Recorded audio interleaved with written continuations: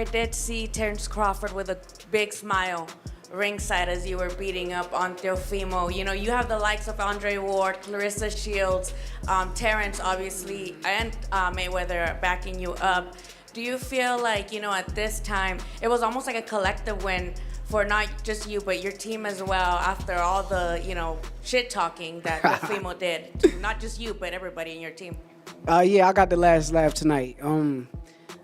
Like I said, I appreciate Floyd, Clarissa, Bud, Andre Ward. I'm glad to have these relationships in boxing. I'm glad to be able to call them and pick their brains and get better at my own craft. So shout out to them. Shout out to my guy, Eddie Hearn. He been supporting me from the jump. He's a real promoter, and he's probably one of the best promoters in boxing. So, the celebration was barely over when the politics kicked in. Just hours after Shakur Stevenson delivered a flawless, masterclass performance against Teofimo Lopez to capture the WBO super lightweight title, the World Boxing Council made a stunning move. Instead of congratulating him or discussing unification, the WBC dropped a notice that shocked the boxing world. Shakur Stevenson had been stripped of his lightweight world title. On paper, it looked like routine boxing politics, another dull administrative decision. But according to Shakur, this had nothing to do with rules. This was about one thing. Hey y'all, what's up, box fans? They didn't strip Shakur Stevenson. The WBC, boy, they ain't playing. They low down, boy. They didn't strip Shakur Stevenson of the 135-pound WBC title, y'all. Said due to, you know, the fact of, you know, homicide Hank Henry Armstrong, you know, after he held belts at, I think, featherweight, 147 and middleweight. They made it a rule that a champion can't hold a belt simultaneously. Now, I was gonna say something about I ain't saying that just to say it, but I didn't know if they could do that with a single belt or if it was just if they were undisputed. But apparently, you know, the WBC, you know, being low down, being petty, you know, want to follow the rules and say, you know, you can't simultaneously hold two belts or however many belts in different divisions.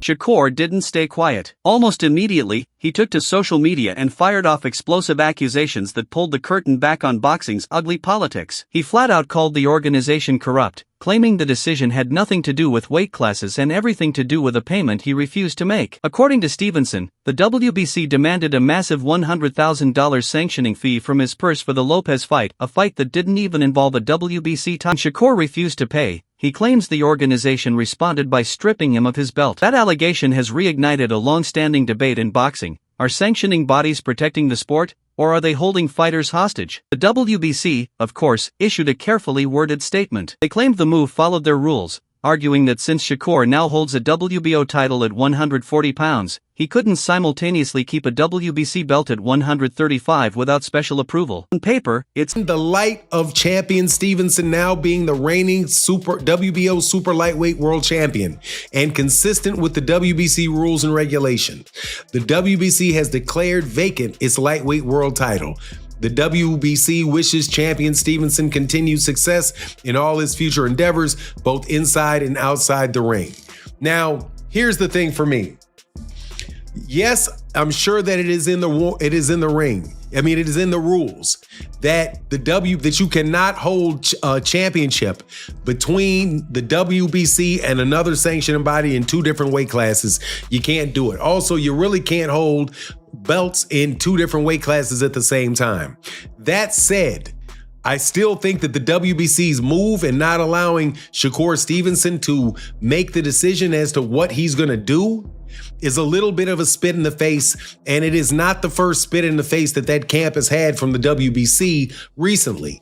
Because if you recall, Terrence Bud Crawford was the WBC champion after he beat Canelo Alvarez for the WBC belt, and they got into a scrum about the sanctioning fees. And right there, they said, nope, if you say you're not paying these fees, we're taking your belt. And they stripped Terrence Crawford for not paying the fee. And money, according to Shakur, is the real issue here. This wasn't confusion or miscommunication, it was a deal gone wrong. Stevenson says the WBC tried to pressure him into into paying a sanctioning fee for a fight that had nothing to do with him. He was fighting for a WBO belt against a WBO champion. The WBC title wasn't even in the building. Still, Shakur claims they felt entitled to a six-figure cut of his earnings. His response was blunt and personal. He made it clear he wasn't paying $100,000 to what he called crooks. He even said he'd rather give that money to his daughter than hand it over to an organization that played no role in the fight. By bringing his family into it, Shakur drew a right here. This is the WBC championship. They could have given people an opportunity to hold that belt. For example, they could have had an opportunity for him to hold that belt and given him an opportunity to say what he was going to do, as far as staying at 140 or 135. That said, Shakur Stevenson has been saying that he wanted to move back down to 135 after he won the 140-pound title.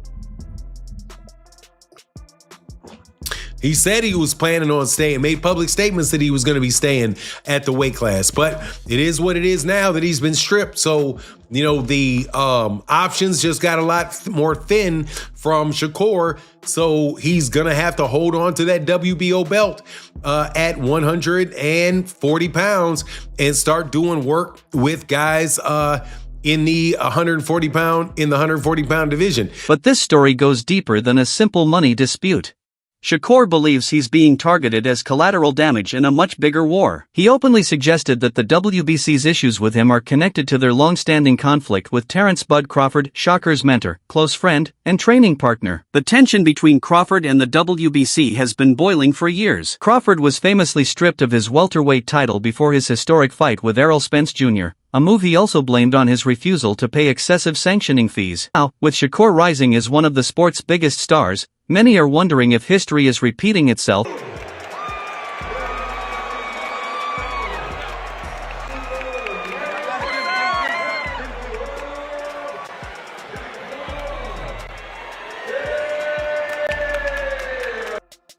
I see Mauricio, got a lot to say about me not paying him $300,000 plus another $100K something for sanction fees, right? They ain't gonna tell me I ain't even apologize. Like, who the you think I am? Boy, you better slap your self and paying your ass. You talking about pay you $300,000? What makes you so better than any other sanctioned bodies? Huh? Answer that question.